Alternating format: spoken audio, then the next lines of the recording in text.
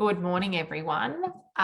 Kate Borr and Fiona Pearman joining you this week, International Women's Day. The theme, Break the Bias. Lots of great conversations going across social media, lots of great events we've attended and speaking about and also seen on socials as well. And this week we thought we'd continue on the conversation we started last week around the theme, which we've been digging into and really starting to think about the concept of break the bias and how many organizations approach women in leadership initiatives. And I think this is a conversation we've been having for probably a good 18 months to 2 years, because a lot of even our own work fee used to really focus on what we call the tactics of women in leadership, that addressing some of the big roadblocks or challenges that traditionally we see in the system, such as perhaps not being clear about what women want in context of career, maybe either lack of clarity of what possibilities might be available to them or not making a decision. Things like building brand profile, being visible in terms of leadership, and of course, acquiring skills, capabilities that they need in order to be positioned well for those next career opportunities. So all of that is really important, and us included, that was used to be a huge focus for us.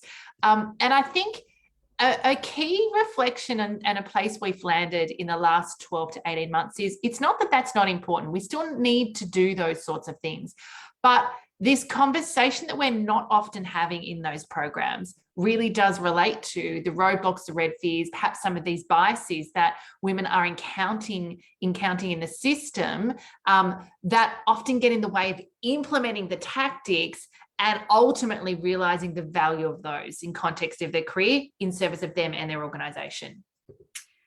Yes, I think what we've noticed that's been really interesting is the intention is good, right? We're setting up, we want to support women, we want to resource them, we want to actually give them some of the things that will allow them to get into that pipeline of female talent, to get to those senior decision-making tables. And yet they often seem to fall short. And it's not that people are deliberately not giving the right things, it's that we haven't really unpacked the deeper layers of what goes on in these situations. And the work we've been fortunate enough to do, and the organisations we've been fortunate enough to partner with, have got really curious about how do we really deal with the deeper layers? What's going on beneath the surface? What are those biases? What biases exist in our system as an organisation? But what biases it might exist within me personally as a leader in the organisation, perhaps as a male leader in an organisation, my biases as an individual, as a woman, you know, in my mid-career with a lot of pressures and demands on me and a lot of things. What might I be holding on to? What biases might I have within myself that are actually causing some of these roadblocks, some of these mindsets that means that I'm not actually equipped or resourced, even if I'm getting some really nice tactics to do anything with it. And I think the understanding that it's a both, that actually having the tactics, but also having knowledge of where my biases might be standing in the way and where biases in my organisation may be standing in the way, and then having some resources about what I do with that. That's the goal that we're seeing so much traction in terms of how women are showing up and therefore what they're capable of and doing something with those tactics. Yeah, I think it means that this bias conversation is something that is more than just, you know, a celebration of International Women's Day or a panel that we have. Lots of great panels going around this week, which is always fantastic. That it is something that we start to bring into regular conversation, that we enroll all stakeholders in the organisation to participate in this conversation, to exactly what you said, Fee, to understand how my biases are playing out for me, to understand the assumptions I'm making around how biases are playing out for other people, and then to have really good conversation.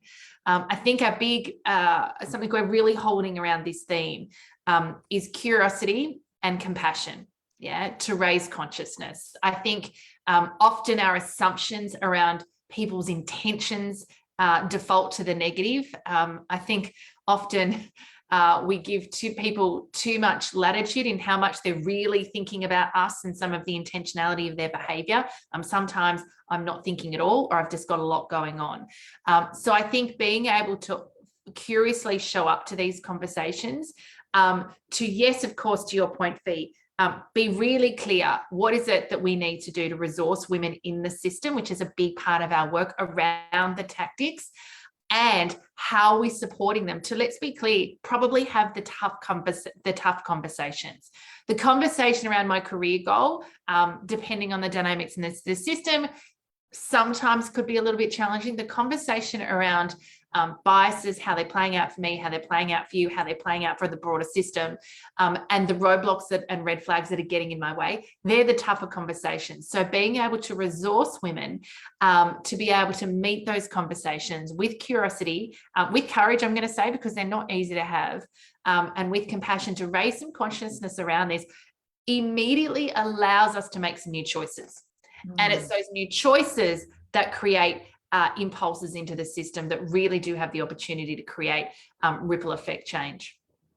Yes, I'm really struck by the opportunity that everyone in every organisation has right now to really reflect on and to expand their own self-awareness around where bias is playing out for me, for us, for the dynamic I'm part of, for our team, for the people coming up through the system. What are the defaults? What are the ways in which we maybe encourage one group, and that seems relatively easy, and it feels difficult to another? And that curiosity piece, the questions we ask, the willingness to think about, where might I be exhibiting some bias? Where might I have a blind spot, for instance? Where might I not know how my behavior is actually impacting someone else? I mean, we often talk about, the conversations that aren't had, or the sort of assumptions around, what would this person want at this stage in their life? If they're a woman in their mid-30s, are they thinking of having a family? Will that impact what happens in the business? Those things, they're playing out whether they're spoken or not. And what we're encouraging organisations is to get more real and to start being willing to have those conversations in a way that's not judging, not making someone wrong, not assuming that there's something at fault here, but rather that collectively we can discover something more together, and then we can do something about it. Yeah, so really important and great conversation to be having this month. We'll be having and digging in all month to this. If you've enjoyed today's confidence conversation or know someone who would benefit from it, please share it with them directly or tag them below. Of course, lots of great stuff over on our Facebook page. We've been going live every week for a couple of years now. So if you want to dig in to what we've been discussing today or any other areas around confidence, head over to our Facebook page, like it, you'll get notified when we go live. And of course, if you want to go deeper with your relationship with Core Confidence, visit our website, coreconfidence.com.au. And a special shout out, on the 25th of March, we are doing a 2-hour masterclass on breaking your biases and blind spots. So if anything we've shared today around particularly understanding your own biases really resonated with you, we'd really love to invite you to attend that. We kick off at 8 o'clock. It's 2 hours, and we'll make sure details are below for anyone who wants to join us. So take care and have an awesome week.